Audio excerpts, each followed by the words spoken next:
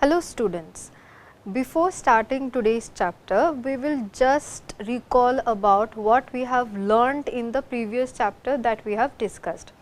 So, আগের চ্যাপ্টারটা যেটা ছিল, আগের চ্যাপ্টারটার নাম কি ছিল? Getting to know plants. What did we learn about? আমরা কার ব্যাপারে জেনেছি? We learned a lot about plants, the different kind of plants that we see around us. What are the different shapes of plants that are available? তো শেপের উপর base করে সেরে, যে সাইজের উপর বেস করে সেরে, লেংথের উপর বেস করে সেরে যে প্ল্যান্টসের ডিফারেন্ট টাইপস পাওয়া যায় ওগুলির ব্যাপারে আমরা পড়েছিলাম. So we get to know about a lot of plants in the previous chapter. So in the previous chapter we saw lots of plants, we learned about a lot of plants, but have you noticed anywhere that where there are plants there are animals too? মানে যেখানে আমরা plants পাচ্ছি ওইখানে কিন্তু আমরা বিভিন্ন ধরনের animals পেয়ে থাকি. যখনই যেখানে দেখব যে কোনো ধরনের গাছপালা আছে, it can be small, it can be large, it can be medium sized, but ওই প্ল্যান্টের সারাউন্ডিংয়ে বা ওই প্ল্যান্টের মধ্যেও কিন্তু আমরা সব সময় বা মাঝে মধ্যে we can find different kinds of animals also. If we look carefully, and we will find that there are lots of animals living on, around and even underneath the plants that we see.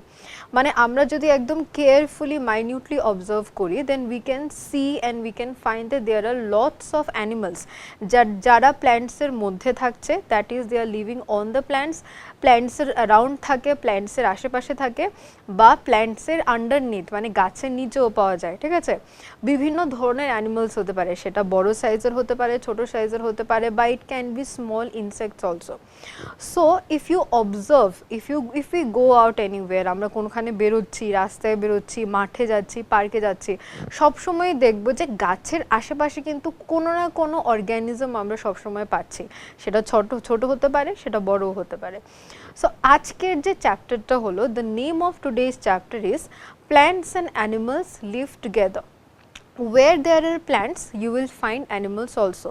So today's chapter is completely based on how plants and animals live together, how plants help the animals to live, plants রা কিভাবে animals দেরকে কিভাবে সাহায্য করছে. ঠিক আছে, animals রা basically কোথায় থাকছে, plants রা কোথায় থাকছে, আর এই যে দুটো organism, plant একটা organism, animals একটা organism, and these two organisms how they happily live together, how they help each other, এটার ব্যাপারে আমরা further আজকের এই চ্যাপ্টারটার মধ্যে পড়ব. So before starting the chapter, let's see some pictures for fun. Okay, so first যে পিকচারটা দেওয়া আছে, ফার্স্ট এর অ্যানিমালটা কি? ফার্স্ট অ্যানিমালটা অবভিয়াসলি আমরা চিনি, বড় কান, and it has large teeth. This animal is called an elephant.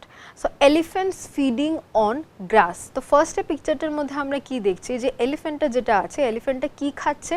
গ্রাস, ঘাস খাচ্ছে. ঠিক আছে, নেক্সট পিকচারটার মধ্যে, this picture is a picture of A moth, it's an insect, a moth resting on a leaf. একটা মথ এটা লিফের উপর রেস্ট করছে মানে বসে আছে, মাঝে মধ্যে উড়ে এক জায়গা থেকে আরেক জায়গায় যায়. when it wants to rest, it's resting on a leaf. Next is the picture of a caterpillar.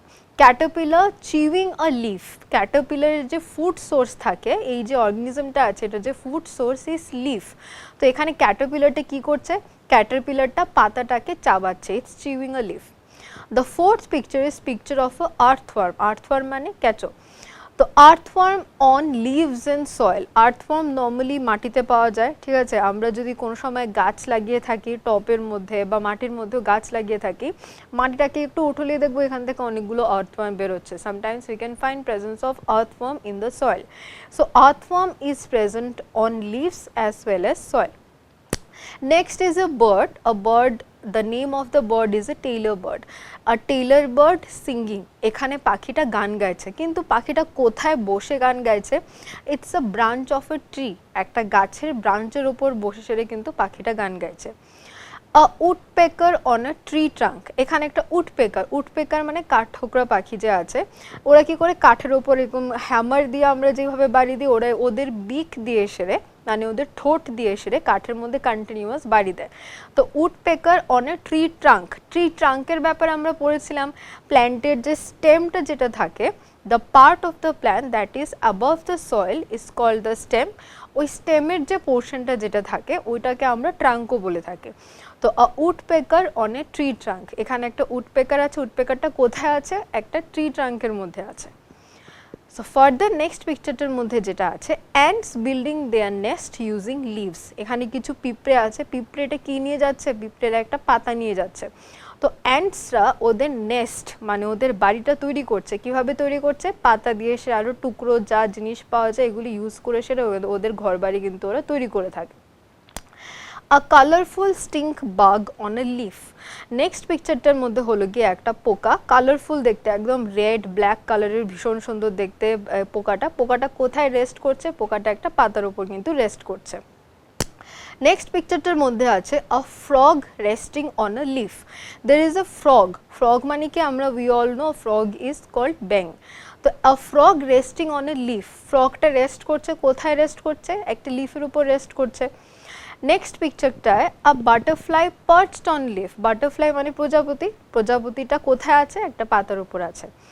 স্কুইরেলস using tree hollows to hide and rest, squirrels অর্থ কাঠবিড়ালি, কাঠবিড়ালি এখানে কি ইউজ করছে? ট্রি হলো।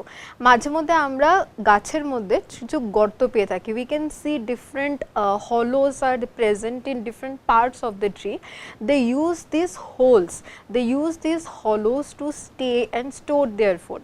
ঠিক আছে, তো এখানে স্কুইরেল যে আছে, স্কুইরেল কিন্তু এই হলোর মধ্যে এটাকে ওরা ঘর হিসাবে ইউজ করছে, ও এখানে ওর খাবার দাবার স্টোর করে রাখতে পারবে, they can hide over here, they can rest over here.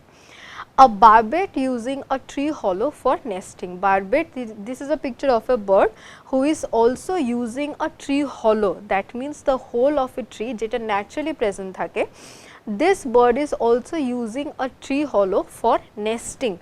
What is nesting? For building a home for itself. So they are using trees for that particular purpose. So all these organisms that we have learnt about here, starting from elephant to moth to caterpillar to different kind of birds to earthworm to butterflies and all these kind of organisms, if you can see that directly or indirectly they are all dependent on plants. প্রত্যেকটা পিকচারের মধ্যেই কিন্তু গাছের কোনো না কোনো অংশ এখানে involved আছে। ঠিক আছে, তো এই যে earthworm, মথস, Caterpillar, butterfly, squirrel, ants আর বাগস, ফ্রগস, এই অ্যানিমালসগুলি কী হয়? এগুলি নর্মালি ছোট দেখতে। ঠিক আছে, these are small animals whose size can be shown with the help of fingers. তা আমাদের যদি কম্পেয়ার করতে হয় কোনটা বড় কোনটা ছোট, we can show the size of this animals with the help of our fingers, যে ক্যাটারপিলারটা এতটুক, প্রজাপতিটা এতটুক, earthwormটা এতটুক বড়।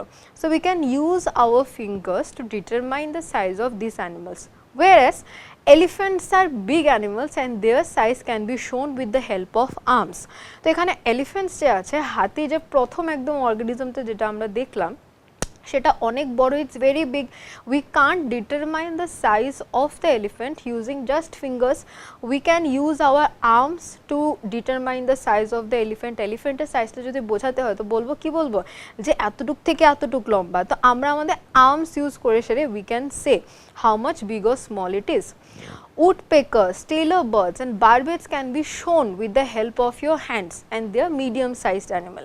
তো woodpecker, tailor bird এগুলি medium sized animal, এগুলি জাস্ট আমরা হাত দিয়ে সেরে হ্যাঁ এতটুক বড় এতটুক বড়, তো আমরা ফিঙ্গার্স দিয়ে সেরে আমাদের আর্মস ইউজ করে আমাদের হ্যান্ডস ইউজ করে এই ডিফারেন্ট অ্যানিমালসগুলোর সাইজ কিন্তু আমরা ডিটারমাইন করে থাকি। So let me ask you one question, why do these animals choose to live near plants? তো এই যে অ্যানিমালসগুলির ব্যাপারে আমরা যে পড়লাম, এগুলি প্ল্যান্টেরই কাছাকাছি কেন পাওয়া যাচ্ছে? These animals are dependent on plants for survival. They get food, shelter, protection etc. from plants. তো আমরা এর আগে ক্যাটারপিলারের ব্যাপারে পড়েছি, ক্যাটারপিলার কিন্তু লিফ ওর উপর ডিপেন্ডেন্ট, এলিফ্যান্ট ও গ্রাস খাচ্ছে, ও ঘাসের উপর ডিপেন্ডেন্ট। উডপেকারের বার্ডের কথা বা আমরা যদি তো স্কুইরেলের কথা ধরে থাকি, আমরা যদি বারবেটের কথা ধরে থাকি, they are also dependent on plant. Some animals are dependent on plant for food, some are dependent for shelter, some are dependent for protection. কেউ প্ল্যান্টের থেকে খাবার পাচ্ছে, কেউ প্ল্যান্টের থেকে শেল্টার পাচ্ছে মানে আশ্রয় পাচ্ছে, কেউ প্রোটেকশন পাচ্ছে, ঝড় বৃষ্টি হচ্ছে তখন ওরা কোথায় লুকোবে, কোথায় থাকবে, ওরা তো আর বিল্ডিং বানিয়ে থাকতে পারছে না। So where are they living? They are living in the hollows of trees. So plants provide them with food, protection and shelter. So that is why we always see different kinds of animals and insects around plants. এখন তো আমরা প্ল্যান্টসের ব্যাপারে পড়লাম, এই প্ল্যান্টসগুলো grow হচ্ছে কোথায়, where can we find this plants, where are this plants growing? So plants are basically growing in the soil. Soil মানে মাটির মধ্যে গ্রো করছে। প্ল্যান্টসকে তো আমরা দেখছি না যে বাতাসে ভাসছে, নর্মালি প্ল্যান্টস কোথায় থাকে, প্ল্যান্টস কোথায় থেকে থাকে, মাটির টবের মধ্যে যখন করছি আমরা মাটি ইউজ করে থাকি, আবার নর্মালি গ্রাউন্ডের মধ্যে পেয়ে থাকি। So plants are growing in the soil. What is soil? Soil is the topmost layer of the earth's surface. Soil is made from rocks that have broken up into tiny pieces, as well as old leaves, roots, stems and living and dead animals like insects. তো soil জিনিসটা কি? সয়েলটা আমরা কোথায় পেয়ে থাকি? আমাদের যে আর্থ যে আছে, পৃথিবীটা আছে, এই পৃথিবীর যে টপ মোস্ট লেয়ার, একদম সব থেকে উপরের যে লেয়ারটা আছে, উপরের যে কাভারিংটা আছে, সেটাকে বলছে সয়েল। সয়েল কি করে তৈরি হচ্ছে? Soil is made from rocks, মানে অনেক thousands of years back there were huge rocks on the earth, যেটা এখনও আছে। ওই রক্সগুলি যেগুলি আছে ওইগুলি ভেঙে ভেঙে ভেঙে ভেঙে, সেটা জলের কারণে হতে পারে, বাতাসের কারণে হতে পারে, গরমের কারণে হতে পারে, wind, air, water, heat of the sun, anything can be the factor. ওইগুলির কারণে কি হয়, এই রক্সগুলি ভেঙে টাইনি পিসেসে কনভার্ট হয়, টাইনি পিসেস দ্যাট ইজ সয়েলে কনভার্ট হয়। আর এই সয়েলের মধ্যে কি মিশে থাকে? এই সয়েলের মধ্যে ওল্ড লিভস থাকতে পারে, রুটস থাকতে পারে, স্টেমস থাকতে পারে, লিভিং আর ডেড অ্যানিমালস, ঠিক আছে, যেমন ইনসেক্টসও কিন্তু থাকতে পারে। তো আমাদের মাটির নিচে যে সয়েলটা থাকে, সয়েলটা ডিফারেন্ট কালারের হয়। কারোর বাড়ির সামনের মাটির colour, it can be yellow, sometimes it can be deep yellow, sometimes it can be brown, sometimes it can be black, sometimes it can be reddish. তো সয়েলের যে কালারটা থাকে, সয়েলের কালারটা কিন্তু প্লেস টু প্লেস ভ্যারি করতে পারে, জায়গা টু জায়গা এটা ডিফারেন্ট হতে পারে। তো soil can be various colors, with the most common being the shades of brown, red, yellow, grey, black or white. Brown হতে পারে, red হতে পারে, yellow, grey, black, white ও হতে পারে। Soil can feel dry, damp, rough, smooth, hard or grainy. Soil কিন্তু ড্রাইও feel হতে পারে, মাঝে মধ্যে ভেজা, মাঝে মধ্যে স্মুথ, মাঝে মধ্যে একদম হার্ড, মাটির ওপর হাঁটাই যাচ্ছে না। আর আমরা সয়েলের মধ্যে কিন্তু ডিফারেন্ট ধরনের লিভস আর ইনসেক্টসও পেয়ে থাকি। So what have we learned so far? So far we have learned about how plants and animals live together. Plants এর আশেপাশেই কেন আমরা সবসময় অ্যানিমালস পেয়ে থাকি, আর এই যে প্ল্যান্টসগুলি আছে এগুলি কোথায় গ্রো করছে, সয়েলে গ্রো করছে, আর ডিফারেন্ট টাইপস অফ সয়েল যেগুলি পাওয়া যায় এগুলোর ব্যাপারে ফার্দার আমরা নেক্সট ক্লাসের মধ্যে পড়ব। Thank you.